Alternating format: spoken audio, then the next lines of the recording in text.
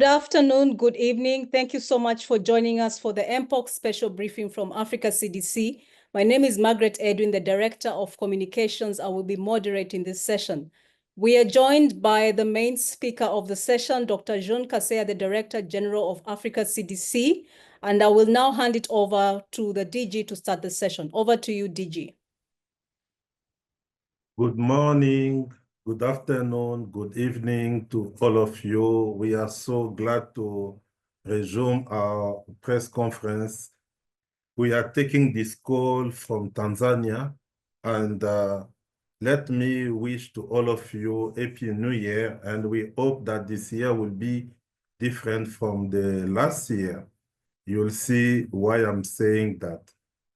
And because we want to have more time for discussion, let me ask the team to start with the presentation. Can we go with the, okay.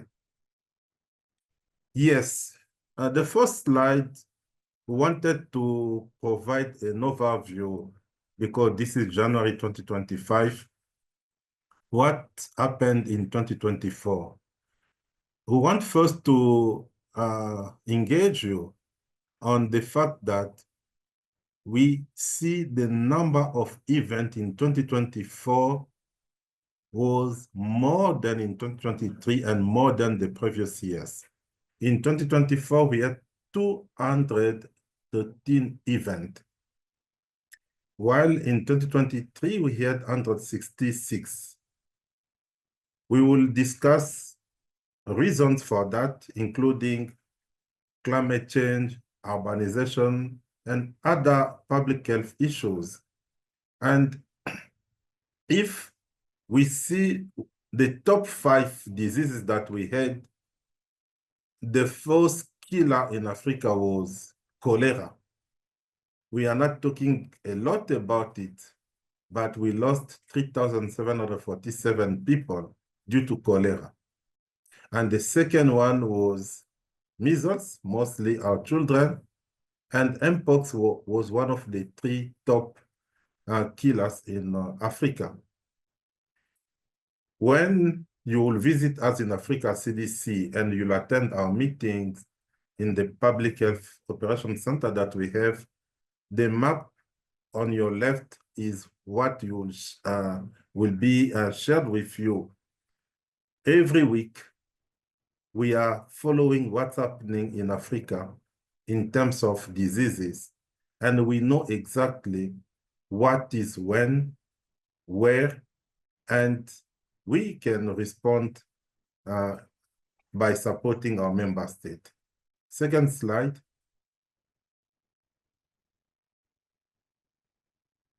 We wanted to start today with what everyone is talking about, the suspected Marburg case in Tanzania.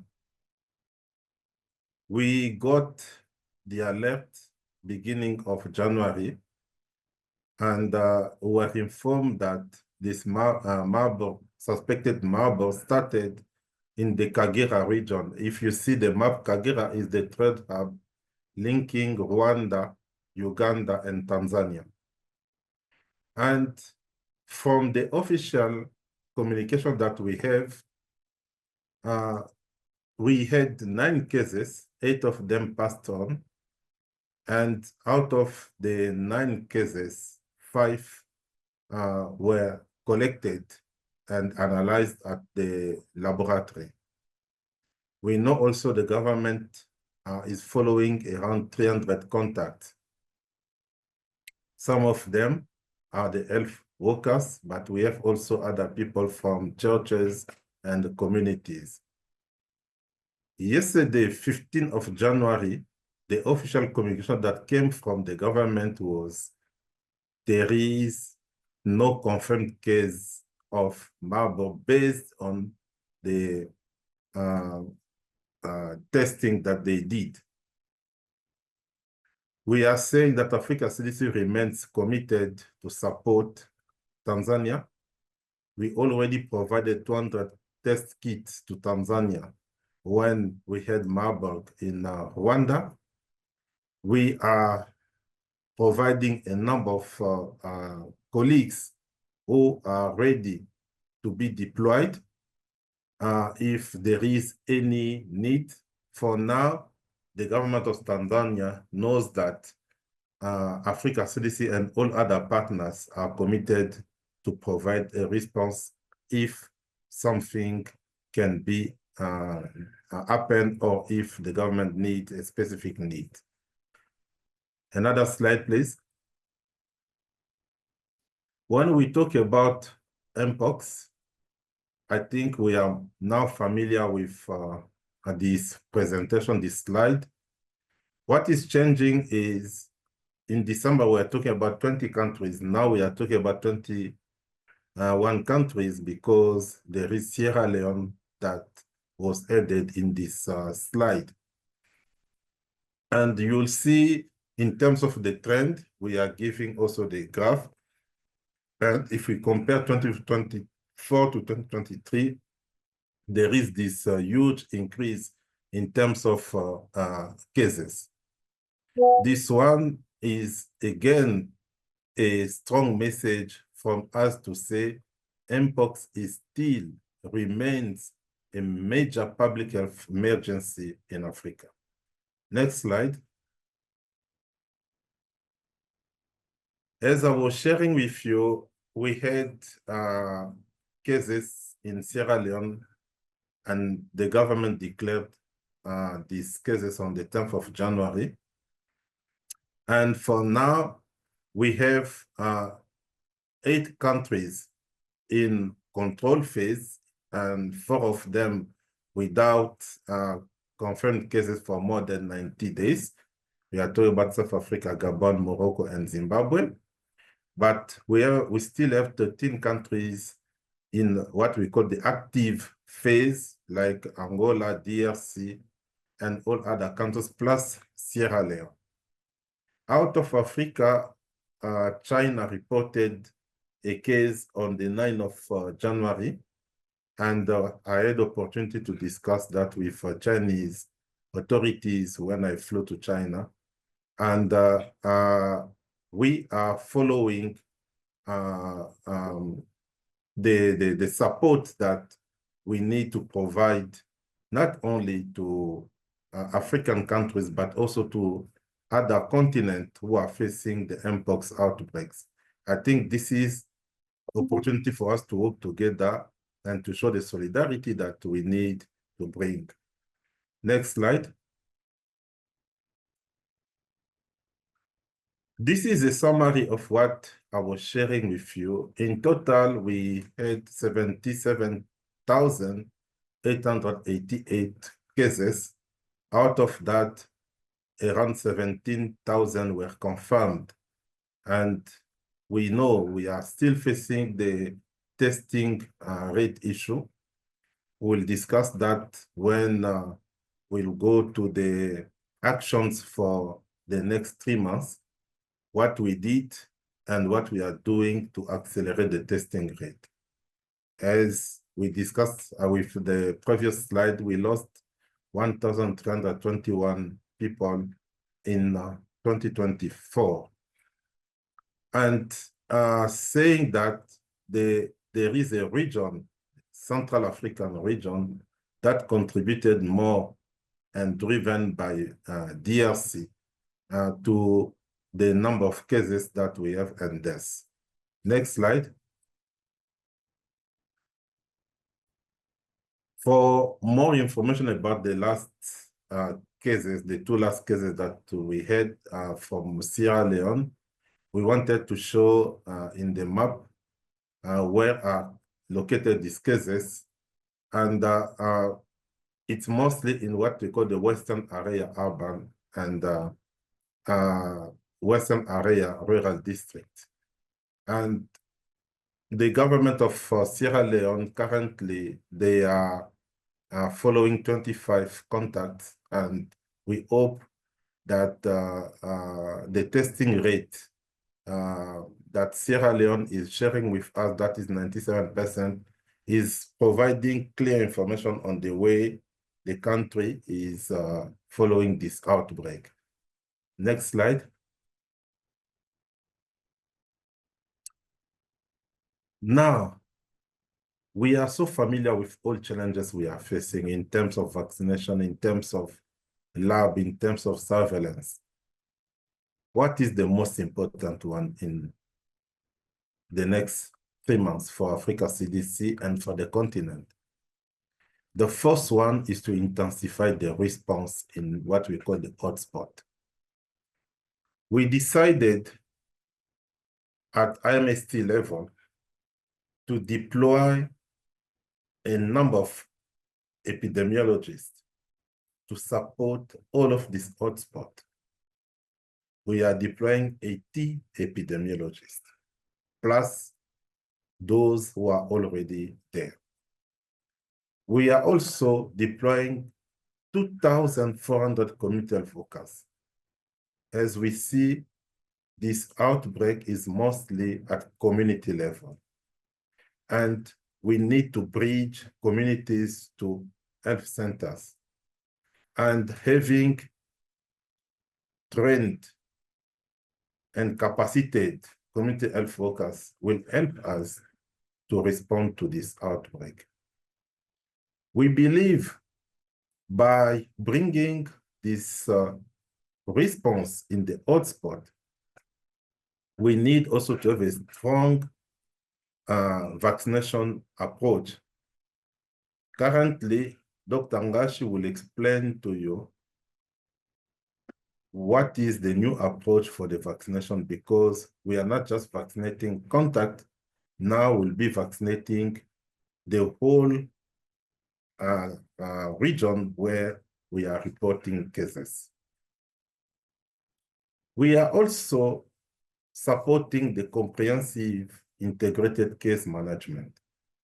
And what is innovative now, we saw that measles remain a major issue in Africa, and many of our children are dying due to measles.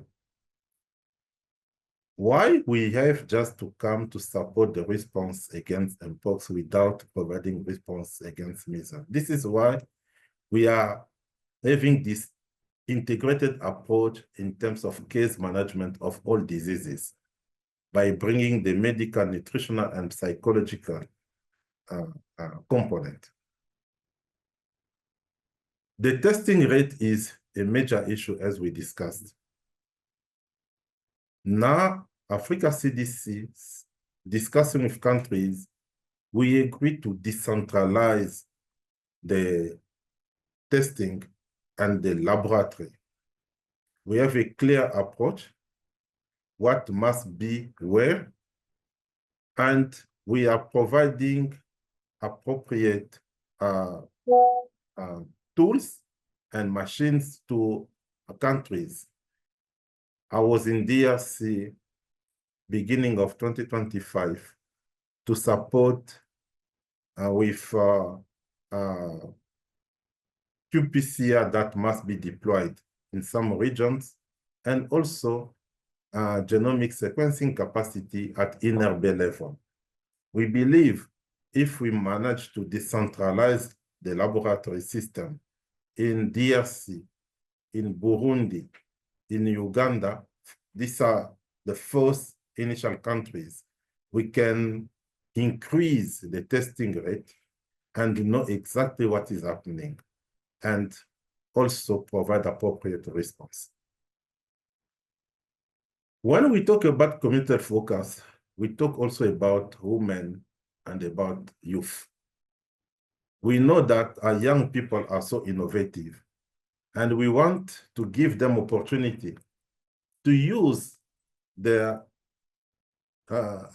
innovations that they are putting in place, like mobile phone and other tools that they can bring and applications to track Mpox and to help us to stop the what we call the fake news and the misinformation around Mpox. With these 5 areas of response, we believe from today to March, we can see an increase in terms of response and more likely a decrease in terms of cases and deaths. I will stop here for this presentation today by hoping that we can now have opportunity for discussions on the way we can move on with all of these diseases that we have in our continent. And we are ready with the team to respond to your questions. Over to you, Margaret. Thank you so much, DG. Let's take the first two questions from the floor. Janice from Bloomberg, you have the floor. Good afternoon and welcome back to everyone for the new year. Thank you for the briefing. I'm really just wondering if you could give me some sense in terms of Rift Valley fever. I am aware of the outbreak that was declared on January the 10th in Central African Republic with 8 cases and 1 death. I'm trying to get a little bit of information about a vaccine being developed for that, where things are at in terms of a vaccine for Rift Valley fever. Thank you, Janice. Let's take the next one before DG comes in. We have Sarah Jerving from DVEX. You have the floor.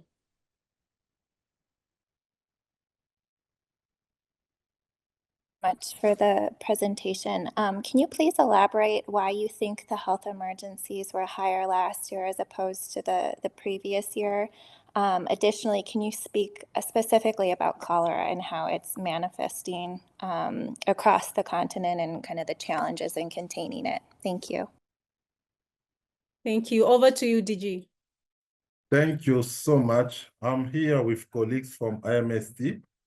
Then I will hand over to Dr. Merawi for the question from Janice, and then we'll respond to the question from Sarah about the cholera outbreak. Over to you, Dr. Merawi. Thank you very much for that question regarding Rift Valley fever, which is still under the first 4 cases are reported with disease, which we are really following up regarding Rift Valley fever. As you know, this is more zoonotic disease, and we are currently following, which is still in progress. Control measures are taken as a case management and monitoring of cases hospitalized in one of the general hospitals, and active case search is being ongoing with active case search at a community level and public awareness on Rift Valley case definitions ongoing there. So this is currently under investigation and monitoring. We shall give you more details as we go along on this area. Thank you very much. Thank you. In terms of cholera,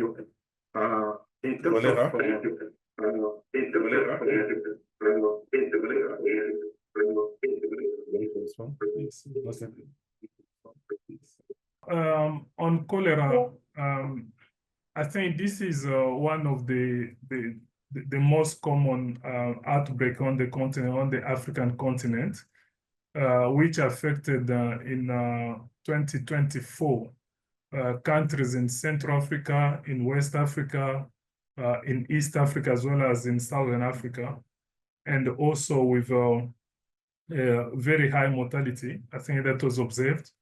I think the causes, it's a combination of the consequences of the global warming, on one side with the flooding, but also combined also with the poor conditions of water and sanitation, I think in most of these countries. But I think that's what explains why we are having these recurrent cholera outbreaks. But at the same time, also the high mortality is the combination also of the weak health system with the quality of care and the lack of the key supplies that are needed really to provide quality care to these people that suffer. I think that's the reason why when you look at the data that was presented by the DG, you saw among the confirmed cases, we had more than 10% mortality rate. I think that was reported. I think that's what we can say. It's one of the priorities that is going to be addressed both from the global warming in terms of the preparedness that we need in those countries, and also ensure that one of the key things we need to address is the availability of clean water, in those, but also pushing the main challenge that remain the availability of cholera vaccines that we've had Africa CDC trying to push. That is one of the vaccines that would like really to accelerate through the local manufacturing to ensure that we have the capacity to produce locally to be able to respond to the growing needs of Africa when it comes to cholera outbreak. Thank you very much. Over to you. Thank you, Director. Just to complement Johnny's question, we know that we have a clinical trial that started with the RVF vaccine in Kenya, the phase 2 of the clinical trial, funded by CEPI and conducted by Oxford, developed by Oxford. I think we'll provide more information about this vaccine when we'll be finalizing the clinical trial phase 2. Over to you, Margaret. Thank you, DG. Let's take the next 2 questions. Carmen from Politico, you have the floor. Thank you so much, Margaret, and Happy New Year to everybody. I had a question on Mpox. Over the holidays, there were a few reports, media reports from the ground saying that the vaccination campaign was pretty sluggish and that, particularly in the DRC, the vaccines that were available in the country hadn't been fully used. So basically, that had to happen before new vaccine shipments would come in. So I was wondering if you could provide an update on that and where we are also with the LC16 vaccine shipment that I think we were talking about just before the holidays. Thank you. Thank you. Let's take the next one before the response. We have Esther from SciDevNet. You have the floor. Thank you very much, Margaret, and Happy New Year to you all. My question is about the 80 epidemiologists and the 2,400 community health workers that are being deployed in DRC, Burundi, and Uganda. Are these coming from our countries, or Africa CDC has its specific people that they are deploying in these countries? Because I don't think we have these numbers in these 3 countries. And then secondly, I am asking, I wanted to speak about measles as a major issue in Africa. You said we have the numbers rising. What happened to our vaccination in terms of vaccinating our children for measles? Don't we do that? Have we gone below levels that are sustainable for us not to have the disease go, in many places? Thank you. Over to you, DG. Thank you. I will start and then colleagues from IMST will complement. Regarding the media report, yes, we saw this media report, and we want to commend countries for the effort. I think we saw what happened in Rwanda, in Nigeria, in DRC, mostly in the eastern part of DRC, where we managed to reach more than 100% of our target. Then in Kinshasa, we started the vaccination campaign. But as we said, there is a new strategy for vaccination. We are taking advantage of availability of vaccine and acceptance of the vaccine, because it's not about refusal of vaccine. It's about the approach that we're using. Dr. Ngash will talk more about it.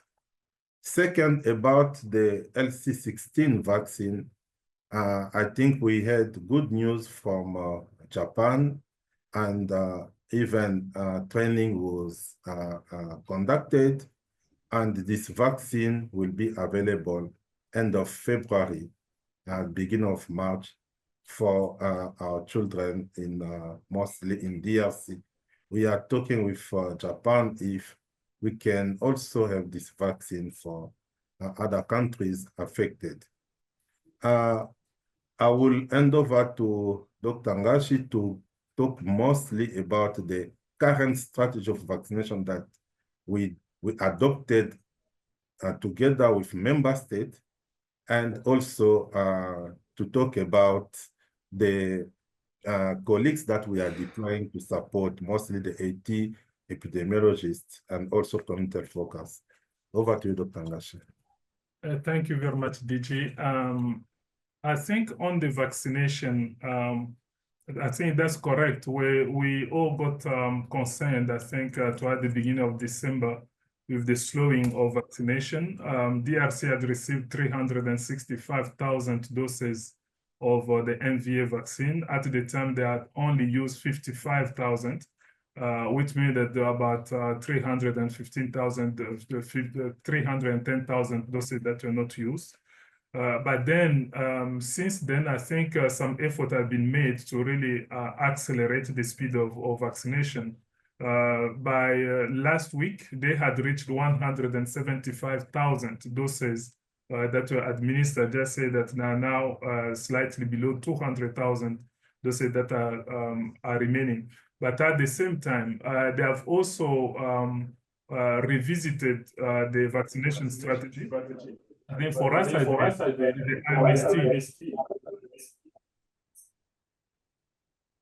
IMST,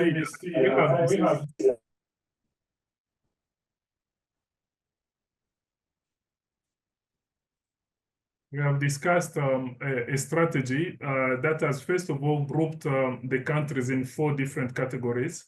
We have the 3 countries that have already started vaccinating. That's Nigeria, DRC, and Rwanda, where we really need to look at the current strategy and see how to help them accelerate. We have the 6 countries that had received an allocation, but they haven't yet received the vaccines in country because of some of the documents that were required for them to allow them to receive the vaccines. We have, finally, we have another group of countries like Angola and Ghana, which had no allocation of vaccines yet provided to them, but they have requested and are still waiting for the next allocation, for which I think they're already lined up for the next allocation to receive. But for the first category, DRC in particular, the big change is that the strategy they were using was based on contact. As you know, out of the 11,000 cases that were confirmed in DRC, they only identified 15,000 contacts. You can imagine that 15,000 contacts were not enough really to absorb the 190,000 doses that are left with. Now, the strategy they have now identified with the support from the IMST is to focus on the hotspot catchment areas, so that where most of the cases are coming, I think the strategy will be to sweep the entire villages and communities that are most affected. I think it's more a geography kind of focused approach instead of the contact focused approach. But in those catchment areas and communities where there are sporadic cases, effort will be made then to go and identify those contacts around those few cases and vaccinate them.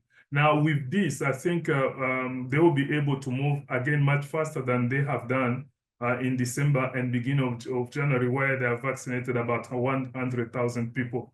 I think that's the strategy now moving forward that will help really move much faster, absorb the vaccines that are left, and then also get the remaining of the allocation, which hasn't yet reached the country. And then on the question about the 80 epidemiologists, I think most of them will come from the respective countries. Africa CDC has already employed different epidemiologists during COVID-19. We had the SLL epidemiologist. We also have hired epidemiologists in the context of the AVOC program. it is building on those that we've identified epidemiologists that will be posted. But where we did not get enough from the country itself, we've also looked at the language, at least to ensure that the Francophones from other Francophone countries can be deployed to DRC and Burundi, and the Anglophones that have been used in the SLL program and other program can then go to Uganda. I think that is the current approach, prioritizing first of all the country itself, where the country does not have enough, then expanding to get from the other country that can come. But for community health workers, all of them will come from the local communities, because in all these countries, we do have national community health program that involve community health workers. In Uganda, we have the village health committees, teams. In Burundi, we have the community health workers. In the DRC, we have the village health committees. It is from those different structures, people that already know the context, know their areas, are the ones that are going to be hired then to support this acceleration phase. I think that's what we can say on the human resources that are going to be hired for acceleration. Measles, what is it?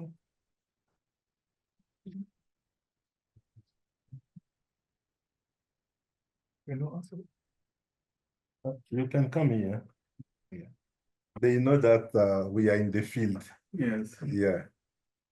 Yes, thank you very much. With regard to measles vaccination, we have been tracking measles across over 20 countries that are occurring for the last 1 year.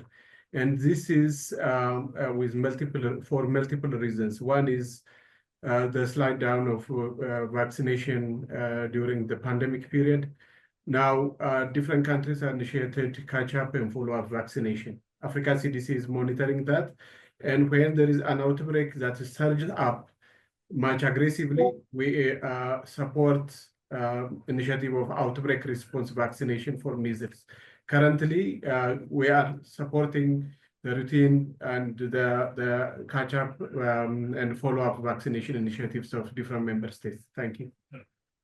Just to add something, DG, on what Dr. Merawi says, that during the Mpox response, the surveillance has also revealed that in a number of provinces and districts, we see the concomitant existing of both Mpox and measles outbreaks. Now, I think that's why we're now talking about an integrated approach, which means that as much as we'll be addressing Mpox, where we've seen also measles coming, we'll also have a response to address measles through vaccination, case management, but that starts right from the diagnostic to make sure that we also have the diagnosis of Mpox negative cases that might be measles, and once confirmed, they can also be taken care of. I think that is the new approach of the second phase of the response in January and February, which is going on to take into consideration that reality as well. Over to you, Doug. Thank you, Margaret. Over to you. Thank you, DG. Let's take the next two questions. Priyanka from New York Times, you have the floor. Hi, thank you for taking my question, and Happy New Year to everyone. I was, please help me understand in case I'm getting this wrong, but the 5 samples that were tested from Tanzania for Marburg weren't positive for Marburg in the lab. But it's suspected that it's Marburg because of the symptoms that have been detected. And my second question is regarding the unknown illness in DRC in the Panzi region that we were discussing last year. We had talked about severe malaria, influenza. Are there any updates on that end? Thank you. Thank you. Let's take the next one before the response. Dorcas from BBC, you have the floor. So Happy New Year, everyone. So just to echo what Priyanka has asked, is it too soon to rule out Marburg at this point? Because if 5 samples were collected, we have 4 other samples.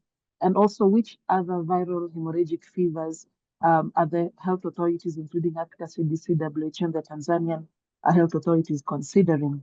And then my second question is on Mpox.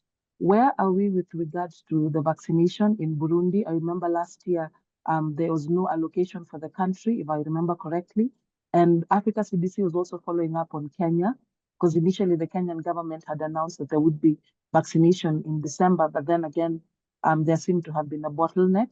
And is Uganda getting an increased allocation? And lastly, on the childhood vaccination, is it just LC16, or are we also looking at the Bavarian Nordic for children also below the age of 17? Thank you. Thank you. DG? Thank you so much. I will start with some of the questions from Priyanka, Dorcas, and then my colleagues, they will provide some additional information. We need first to share the agreement based also on the international health regulations that we have. In Africa, when we have an outbreak at country level, as it was the case in Rwanda, it's firstly the responsibility of the government to declare the outbreak, and then Africa CDC and all partners will come to support, because nothing can be without the leadership of the government and the ownership of the government. If now we have more than one country affected, it will become now the mandate of Africa CDC to lead the response. That could be at a multi-country level, at regional level, or at continental level. When we had Marburg outbreak in Rwanda, it was the government of Rwanda declaring the outbreak and then putting in place all mechanisms, and Africa CDC came to support WHO, UNICEF, and all other partners, including the US government.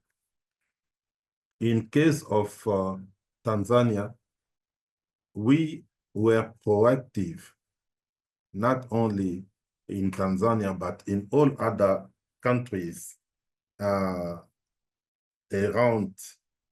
neighboring countries of Rwanda.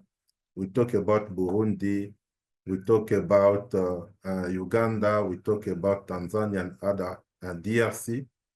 Africa CDC provided test kits to all of these countries, and even we supported training for rapid detection of cases, if we could have cases. We did the same in Tanzania. We are following the leadership of the government. As I said in my presentation, yesterday there was an official communication from the government of Tanzania saying that there is no confirmation of Marburg based on the result they got. We are consistent on what we are saying. We are supporting Tanzania. We remain committed for any kind of support Tanzania will need. I have my director of laboratory here, Dr. Yenyu, and all other colleagues who are working surveillance and IPC and all other sectors to provide support to Tanzania. For now, this is the comment we can make, and we saw the communique talking about rumor on suspected Marburg cases. We don't want to comment more. We are working with the government, and we know when the government will will need our support, they will request, and Africa CDC will remain available to provide the support. Regarding the malaria, severe malaria cases in Panzi, in DRC, I think we also agree with the government that lack of laboratory at regional and local level also lack of a digital program that can help us to timely get information can lead one day for a disaster, because this outbreak was reported almost 2 months after the first case known. What we did, we supported the government to go to Panzi to collect appropriate information, and we had a mix of information. First, we know that it's mostly malnutrition that is driving all diseases that we have in this region. And this is a region affected by huge malnutrition issue. The second one, we are talking about malaria for more than 70% of cases. And that one, when you see the number of children that were affected, and in the area where you have malnutrition, we can understand. We also know there was a group of samples that gave a result that was positive for flu, and another one for other diseases. But mostly, more generally, the conclusion that came from the government of DRC, it's malnutrition, severe malaria, and lack of infrastructures that was the main driver of lack of information that we got. This is why we're calling that disease X at some moment. I think my colleagues will provide more information about Burundi and about the vaccination in Kenya. Dr. Ngashe. Thank you very much, DG. Regarding Burundi, as we had reported before, I think the IMST and the DG had already engaged with the government of Burundi about the introduction of vaccination. Next week, the country is organizing the intra-action review to then take stock of the first phase of the Mpox response in the country, to look at what has worked, what has not worked, and then make recommendations on what needs to be done as we move forward to accelerate the response, including the package of interventions that need to be considered to help the country bring this outbreak under control. I think we'll be able, after the interaction review, to then report what will be the decision that will be made on vaccination. Now, on the vaccination of children, following the WHO recommendation for the use of the MVA vaccine for children under 18 years, we have been working with the countries, and already last week we received the recommendation from the DRC NITAG on the vaccination of children. Now they have recommended that MVA also can be used for children below 18 years. Now, given the fact that the initial quantity of the LC16 they're expecting now is about 50,000, I think there's consideration to use MVA in this acceleration phase to cover the children below 18 years. Now, on the Kenya and Uganda, I think both countries were allocated vaccines during the first phase. And the delay was because of some of the document, I think the documentation that was required from those countries. I think now we do have everything from those countries. We have the acceptance, we have all the documents. I think we're now working on the deployment of vaccines. That's where we are. Thank you very much. And over to you, Director. Over to you, Margaret. Let's take the next two questions. Florence from Deutsche Welle, you have the floor.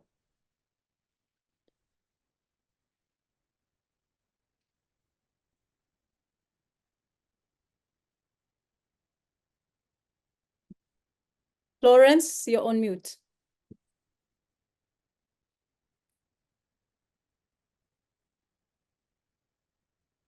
Lawrence, can you hear us?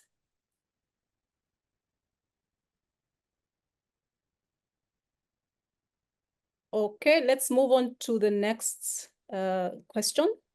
We have Paul from the Lancet. You have the floor.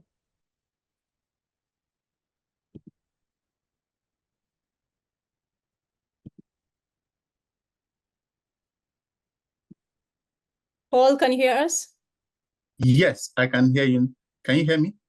Yes, we can hear you. So happy New Year. And my first question for the DG is, what do you think are the key objectives and targets for Africa CDC in the new year? And a quick follow-up I have is, you are going into your second year in the role.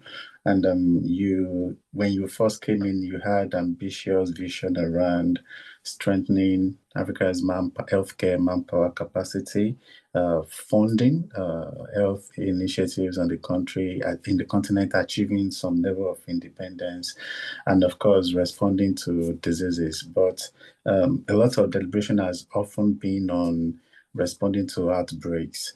So what is being done to still ensure that other non-epidemic response roles of the Africa CDC is not ignored?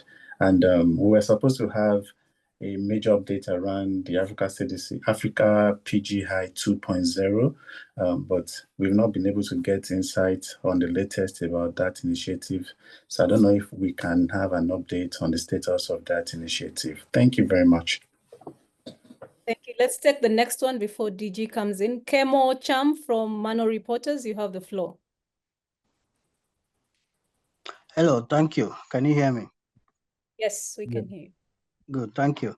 I wanted to know, now that Sierra Leone has just declared Mpox, after a long time we've been fearing, what would be Africa CDC's advice? I know the government said it has been doing a lot of things before now, and they are continuing on that. But what would be your advice as the most important aspect to look at, and what we should expect in terms of support from the Africa CDC?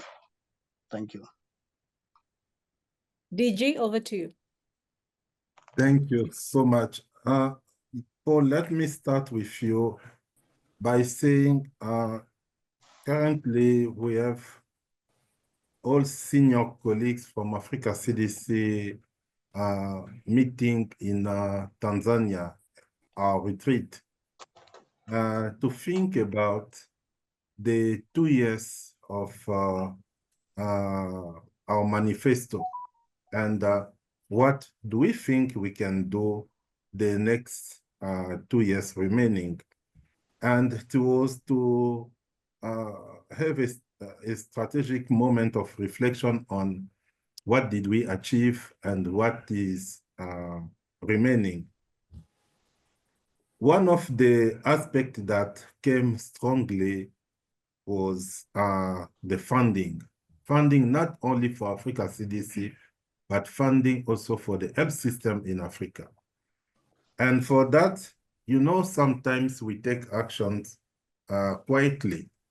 We are pushing the agenda without making noise. We had a meeting with our champion for domestic resources, and I'm glad to share with you on the 14th of February, we have a meeting called by President Kagame. I think a number of journalists will join us in Addis Ababa. This meeting will have two components. The first component will be a closed session of head of state. They will agree on what they need to do to provide more domestic resources to the health system in Africa and to the health organs in Africa, it means Africa CDC and AMA. This closed session will be followed by an open session where a number of partners, public sector, private sector, we are talking about philanthropy, all of them will come together. First, to get the conclusion from the closed session, and second, to start to rethink about how we can all of us to be re-engaged for the funding, appropriate funding of the health system. I think this is a major opportunity for Africa CDC and as for the DG, as it was part of my manifesto, to support the agenda of innovative financing in Africa. One of the points, if you want to know about, in addition to the funding, it's Mpox legacy. You know, Mpox was a wake-up for Africa. For the first time, Africa CDC declared a public health emergency of continental security. For the first time, Africa CDC was leading the agenda with leadership with WHO. But most importantly, for the first time, we managed to put in place the incident management support team, the IMST, involving more than 29 partners together. We believe that this becomes a mechanism that will sustain in Africa for all other outbreaks, even Marburg, if today we have more than 2-3 countries affected. And more importantly, we are thinking about decentralizing the lab system. This is one of the Mpox legacies. We are thinking about reinforcing the role of National Public Health Institute and the Public Health Emergency Operations Center supporting that. We are thinking about how to bring appropriate health workforce for our system. I think we have a lot of lessons we are learning, and we call that Mpox legacy. For me, 2025, we need to end with this Mpox and to learn from that. The agenda of local manufacturing remains a key priority for us. As you will know, we'll discuss local manufacturing in Addis Ababa during the AU Assembly. And we have also this meeting the 4th of February in Egypt that will bring a number of ministers and partners to discuss local manufacturing in Africa. We are still committed, Paul, in a number of agendas that we are pushing. Managed to put in our manifesto, because this manifesto is the contract that we have with African countries. You are right to talk about PGI 2.0. I have Dr. Yen, who's our director for lab, is the most appropriate person to talk about PGI 1.0 and 2.0. Over to you, Dr. Yen. Yeah, thank you, Paul, for that question. You know, after we launched the PGI 2.0, actually it's an extension of our PGI initiative. We are working on 4 objectives already, and there are many things happening. Number 1 was actually expanding the use case of genomic sequencing for other priority diseases. Before, as you remember, on PGI 1.0, we were focusing only on cholera. Now we have expanded our sequencing activity to other Africa priority diseases, cholera, antimicrobial resistance. We have generated robust data on sequencing on cholera, AMR, malaria, Mpox, and other outbreaks. The second one was we continued expanding the capacity to more other countries. During PGI 1.0, we were at 32 countries, and now we have almost 42 at national level. And for big countries, now we are working also to decentralize the genomic capacity to sub-national level. And those activities are happening, and we are also expanding our effort in increasing the workforce both on the lab side and informatics. So we have many short-term and medium-term training programs happening. And we are also working to have even an online training program on genomic sequencing. And finally, the major objective for PGI 2.0 is sustainability of this technology. which is a little bit expensive. So now we have engaged countries to develop, national genomic sequencing strategy. And some countries have finalized, like Nigeria, Namibia. So we'll continue supporting other countries. So PGI 2.0 is happening, and we are pushing it, and it will be really, a game changer for many of disease outbreaks in Africa. And thank you for that question. Thank you. Dr. Ngache, about the support to Sierra Leone. Yes, thank you very much, Kemo, for that question about Sierra Leone. I think what advice can Africa CDC give? Learning from the experience of other countries like Rwanda is that Sierra Leone need to be aggressive from the start to stop transmission before it gets out of control. What to be important is that it is time to put in place the incident management system and also activate the emergency operation center. That is number one. Number two, it is also important right from now to establish the strategic coordination under the leadership of the ministry to ensure that all the key players are very well coordinated under the visionary leadership of the ministry itself to coordinate the contribution of each of them to the response. Now, on the response itself, you need to work on surveillance. Just ensure that you have a very strong surveillance system. There are still very few cases, 2 cases that have been confirmed. Make sure that around those 2 cases, there is an active case. There's a very good listing of contact and also the monitoring of contact to be able to control the chain of transmission right from now. The second thing is to strengthen the capacity of the laboratory to be able to diagnose these cases right on time, and especially shorten the result turnaround time so that people are not exposed for a long time. The third thing is to also strengthen the surveillance side with really strong risk communication and community engagement and infection and prevention and control in the health facilities, but also in the at community level. And lastly, just identify, make sure that there is a facility that has got the capacity to provide quality case management so that it can really minimize the case fatality rate in the country. I think those are some of the things that need to be established right now to make sure that we can really control this before it goes out of control. Over to you. Over to you, Margaret. Thank you, DG. And with that, we have come to the end of the briefing this week. I will now hand it over to the Director General for his closing remarks. Over to you, DG. Thank you so much for attending this press conference. We are committed in Africa CDC in 2025 to double our effort.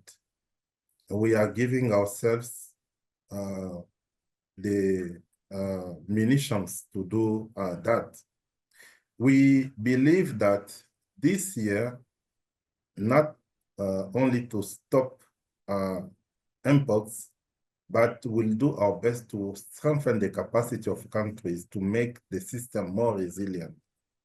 There are a number of shocks we are facing, and we know also we are working in an environment where there are some issues related to financing of the global health initiatives. This is why we are taking strong action to increase domestic resources, as we are sharing for the meeting on the 14th of February, but also to advocate for appropriate funding of some of these global health initiatives, because that will impact Africa. But next week, we'll give you more update on number of outbreaks we are facing in Africa, like the cholera, the suspected cases of Marburg, and also Mpox.